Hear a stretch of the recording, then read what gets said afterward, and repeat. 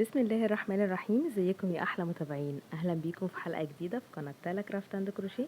معاكم هاجر صالح. نبدا حلقتنا بذكر الله والصلاه على النبي صلى الله عليه وسلم. طبعا زي ما انتم شايفين النهارده كده نشتغل مع بعض تصميم سهل جدا وبسيط متعدد الاستخدام.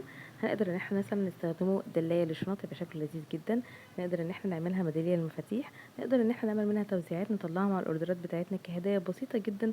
ممكن تستخدمي فيها بواقي الخيوط بتاعتك، مش هتكلفك حاجه بس هتبقى ليها انطباع كويس جدا عند العميل. الخامات والادوات اللي اشتغلت بيها النهارده طبعا انت زي ما قلت كده ممكن تشتغلي باي بواقي خيوط متاحه عندك وتستخدمي معاها ابره كروشيه مناسبه.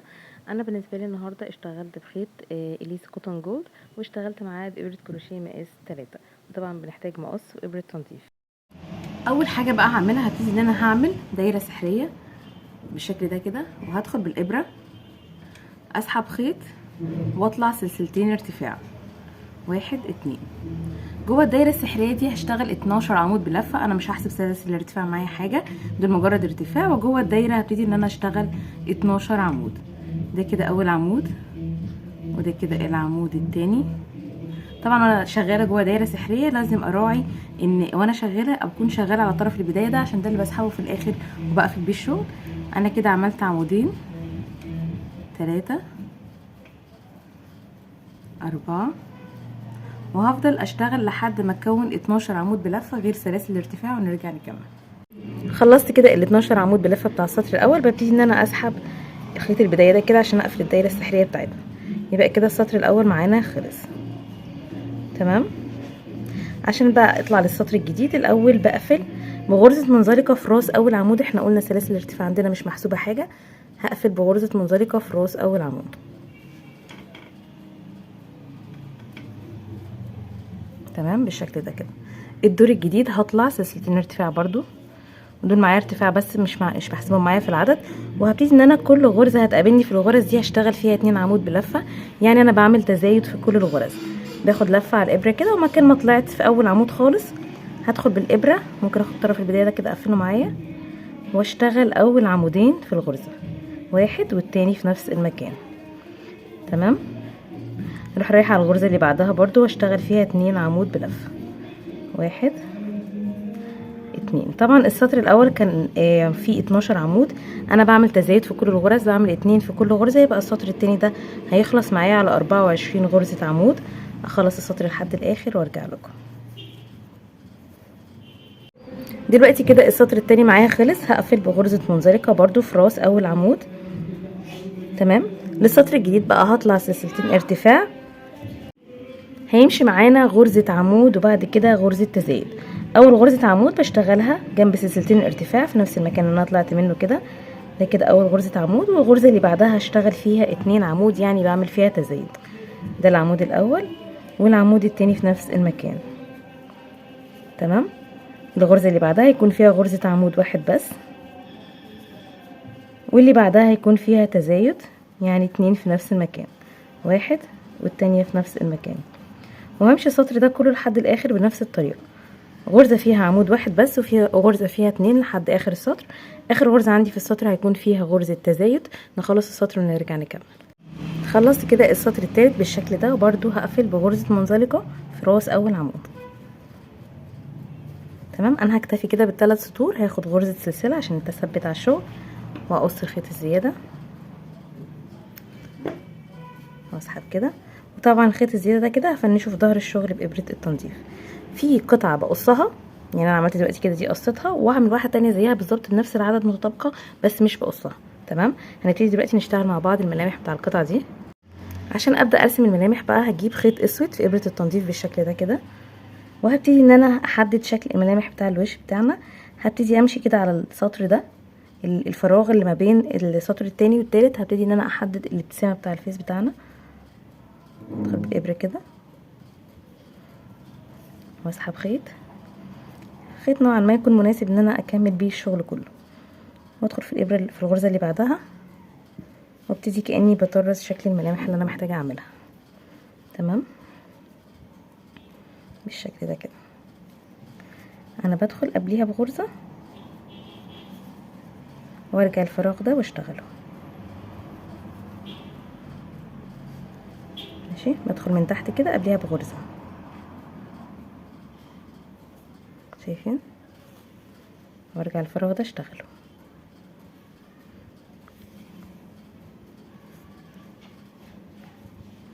نمشي كده غرزة بغرزة عشان ايه ميبقاش فيه في شكل فراغ كده في النص باين او حاجة. هكمل نص الابتسامة دي كده لحد الجنب التاني ونرجع نكمل. تمام كده انا اشتغلت النص الدايرة بالشكل ده كده. دلوقتي بقى هعمل هنا كده خط صغير وخط صغير في بداية ونهاية الابتسامة كده، وهدخل هنا كده هعمل خط صغير بس كده عند بداية الابتسامة بالشكل ده كده. تمام.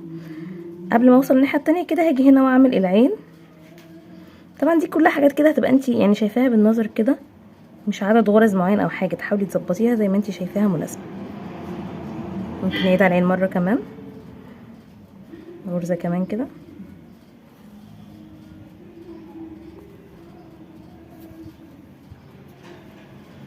بالشكل ده. نعمل عين تاني هنا كده،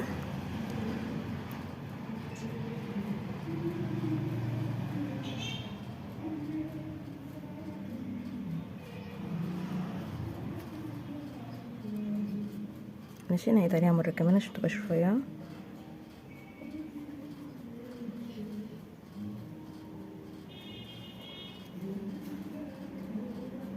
تمام.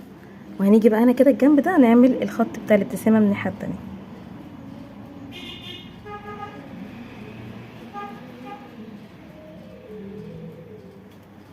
زي ما انتم شايفين كده.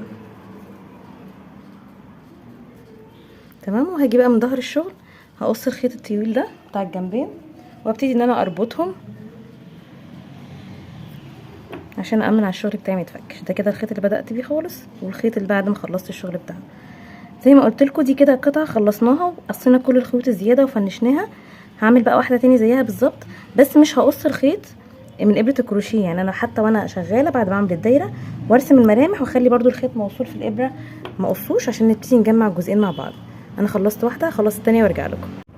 خلاص كده عملت قطعتين بنفس الشكل متطابقين في كل حاجه، في العدد وكل حاجه. زي ما قلنا واحده بنقص منها الخيط، واحده بسيب الخيط. يعني انا سبت الخيط كده ورسمت الملامح وبعد كده هرجع اكمل. تمام. انا بعد ما قفلت بغرزه منزلقه دي كده كانت اخر غرزه منزلقه في السطر، قفلت بيها السطر بتاعي. بعد كده هطلع سلسله واحده ارتفاع. تمام. وهجيب بقى القطعه التانية كده واحطها عكس بعض كده، بحيث يبقى الوشين بتوع الشغل بتاعي من الجنبين هما فيهم الملامح بتاع الوش اللي احنا اشتغلناه. احاول بس اظبطهم زي ما انتم شايفين كده، يبقوا الاتنين بنفس الاتجاه، ميبقاش مثلا في وش مقلوب او معوج من الجنب والتاني معدول، لا، بحيث ان الاتنين كده يبقوا زي بعض. وهبدأ ادخل بالابره في الغرزه كده وادخل في الغرزه اللي قصادها من الناحيه التانية، اتاكد برضو انها معدوله. ممكن نيجي كده شويه مثلا كده. تمام. واسحب غرزه منزلقه، ماشي. اروح رايحه اللي بعدها غرزه من هنا وغرزه من هنا واسحب غرزه منزلقه، غرزه من القطعه الاولانيه وغرزه من القطعه الثانيه. انا بدخل تحت الحلقات كلها، يعني تحت الحلقتين من هنا وحلقتين من هنا، واسحب منزلقه والف القطعه بتاعتي كلها كده بقفلها. غرزه وغرزه واسحب غرزه منزلقه اللي بعدها. شايفين؟ بدخل تحت الحلقات اللي عندي كلها واسحب غرزه منزلقه، الف القطعه كده كلها اقفلها لحد ما اوصل للنهايه كده وارجع لكم. خلاص كده قفلت القطعه بتاعتي من الجنبين بالشكل ده. تمام. هطلع دلوقتي غرزه سلسله بالطول اللي انا محتاجاه عشان اعملها زي دلايه. انا بالنسبه لي كده هشتغل 35 غرزه سلسله، 1 2 3 كل ما ده وانا واصله الخيط 5 6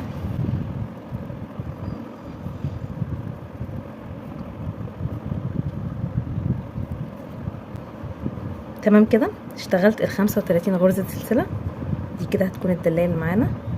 وهقفل برضو بغرزه منزلقه هنا كده في راس الشغل بتاعنا فوق كده، واقفل بغرزه منزلقه. هاخد غرزه سلسله تثبيت، اقص الخيط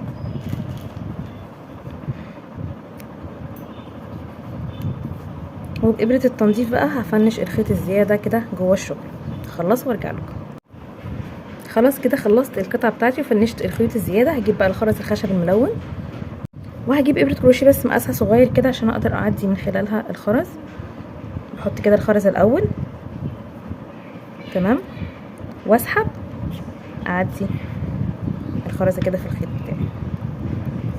التانية ممكن نحط مثلا ماشي اوكي حسب الالوان بقى اللي انت محتاجه توزعيها او تشبكيها. التالتة بسحب وبالشكل ده كده تبقى الدلايه بتاعتنا خلصت. تقدري بقى طبعا تتحكمي في الالوان، الوان الخرز الخشب. ممكن كمان تستبدلي الخرز الخشب ده بحروف مثلا تكوني اسم او اي حاجه. ممكن تعملي مثلا خرزه كبيره ملونه واحده بس زي ما انت حابه. تمام كده تعالوا بقى نشوف شكلها في الاخر.